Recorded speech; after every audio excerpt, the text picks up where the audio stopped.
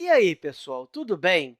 Nessa aula, nós vamos estudar as unidades de medida padronizadas de massa. Vamos falar principalmente do quilograma e do grama. Mas o que é massa? Massa nada mais é do que a quantidade de matéria de um corpo, ou melhor dizendo, a quantidade de matéria das coisas. Em um cubo, eu tenho uma massa. Em uma pessoa, eu também tenho uma massa. Ou seja, a matéria é tudo o que compõe um corpo. Se você tem mais matéria, você tem mais massa. E se você tem menos matéria, você tem menos massa. Mas eu não quero entrar muito em detalhes no que significa massa em si. O que eu quero dizer é que existem diferentes meios de medir essa massa. Mas, para isso, nós precisamos de algo para comparação. Cada um tem um jeito de medir a massa.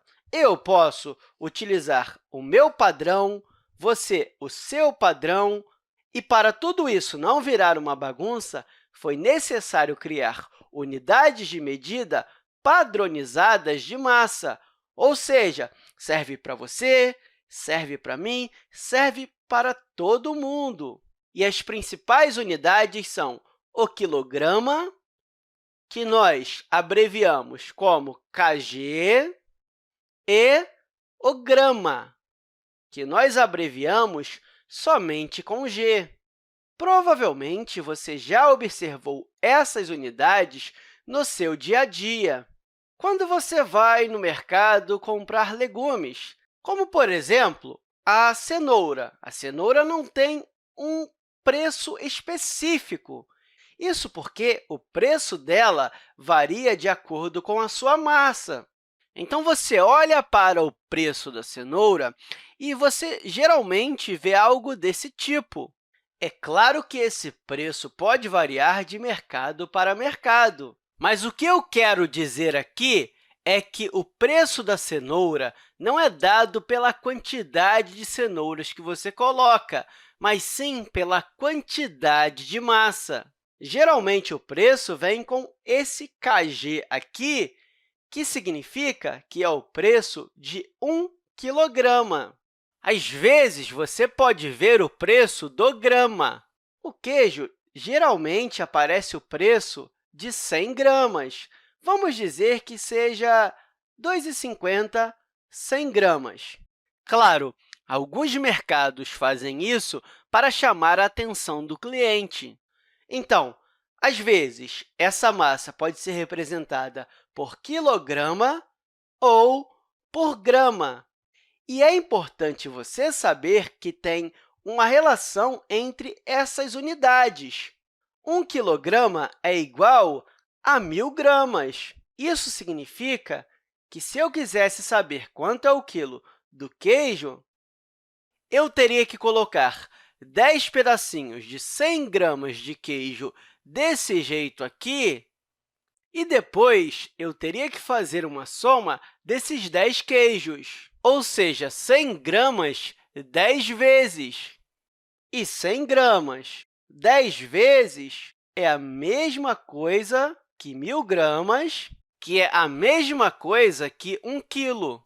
Eu precisaria pegar esse 2,50 e somar 10 vezes. Ou seja, é importante eu saber relacionar essas duas unidades aqui. Quantidades menores, o ideal é utilizar o grama, como, por exemplo, comprar 200 gramas de presunto. E o quilograma é ideal para medidas maiores, como, por exemplo, comprar 3 quilos de batata. É muita batata, né? Claro que essas medidas podem aparecer juntas. Quando nós vamos em uma balança, nós podemos medir a nossa massa. Por exemplo, se você vai na balança e aparece 60,2 quilogramas, significa que essa medida é 60 quilogramas mais 200 gramas. Ou seja, existem valores que podem conter as duas unidades de medida. Mas isso acontece quando nós temos quantidades acima de 1 quilo. A batata, por exemplo, poderia ter passado um pouquinho na hora de medir a sua massa, ficando com 3,5 quilos. Isso aqui significaria 3 quilos mais 500 gramas.